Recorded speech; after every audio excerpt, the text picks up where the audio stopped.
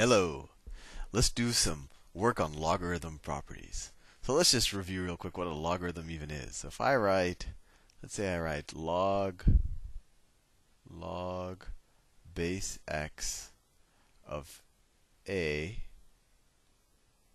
is equal to, I don't know, make up a letter, n. What does this mean? Well, this just means that x to the n equals a. I think we already know that. We learned that in the logarithm video. And so it's very important to realize that when you evaluate a logarithm expression like log base x of a, the answer, or when you evaluate what you get, is an exponent, right? This n is really just an exponent. This is equal to this thing, right? You could have written it just like this. You could have, because this n is equal to this, you could just write x, it's going to get a little messy, to the log base x of a is equal to a. All I did is I took this n and I replaced it with this term. And I wanted to write it this way because I want you to really get an intuitive understanding of the notion that a logarithm, when you evaluate it, really is an exponent. And we're going to take that notion, and that's where really all of the logarithm properties come from.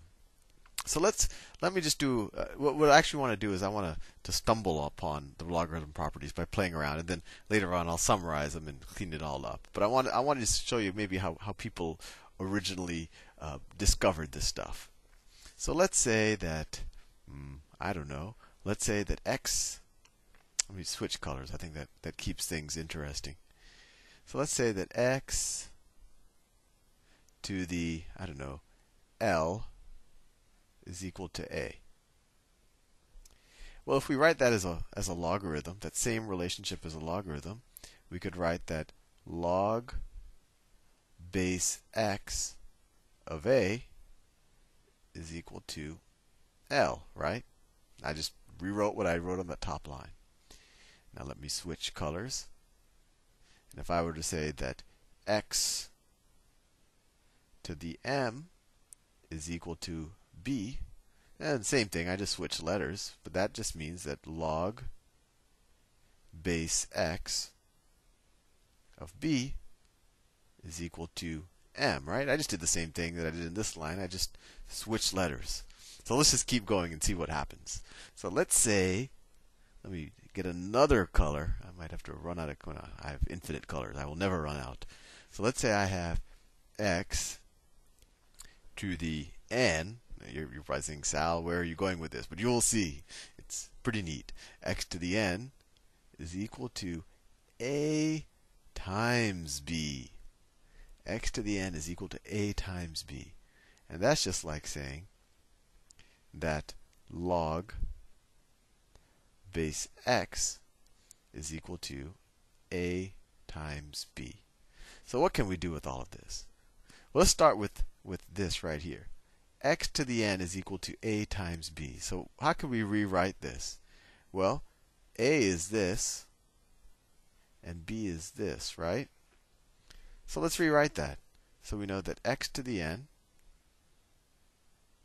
is equal to a. A is this, is x to the l. X to the l. And what's b? Times b. Well, b is x to the m, right? Not doing anything fancy right now. Well, what's x to the l times x to the m? Well, we know from the exponents, when you multiply two expressions that have the same base and different exponents, you just add the exponents. So this is equal to, let me take a neutral color. I don't know if I said that verbally correct, but you get the point. When you have the same base and you're multiplying, you can just add the exponents. That equals x to the, I want to keep switching colors because I think that's useful. L plus m. It's kind of onerous to keep switching colors, but you get what I'm saying. So x to the n is equal to x to the l plus m. Let me put the x here. And I wanted that to be green. X to the l plus m. So what do we know? We know x to the n is equal to x to the l plus m, right? Well, we have the same base. These exponents must equal each other, right? So we know that n is equal to L plus m. Okay, well, what does that do for us? I'm kind of just been playing around with logarithms. Am I getting anywhere? I think you will see that I am. Well, what's another way of writing n? So we said x to the n is equal to a times b. Oh, I actually skipped a step here. So that means, so going back here, x to the n is equal to a times b. That means that log base x of a times b is equal to n. You knew that. I didn't. I hope you don't realize I'm not backtracking or anything. I just forgot to write this down when I first did it. But anyway, so what's n? What's another way of writing n?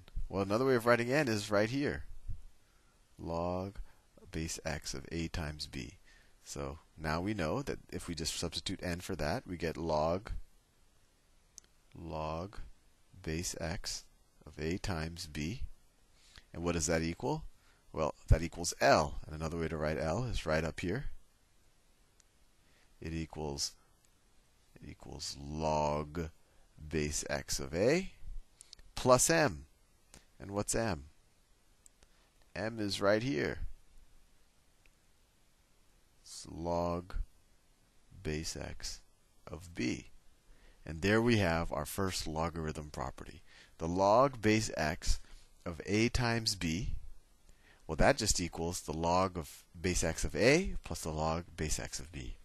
And this is, hopefully, this proves that to you. And if you want the intuition of why this works out, it falls from the fact that logarithms are nothing but exponents. So with that, I'll leave you in this video. And in the next video, I will prove another logarithm property. I'll see you soon.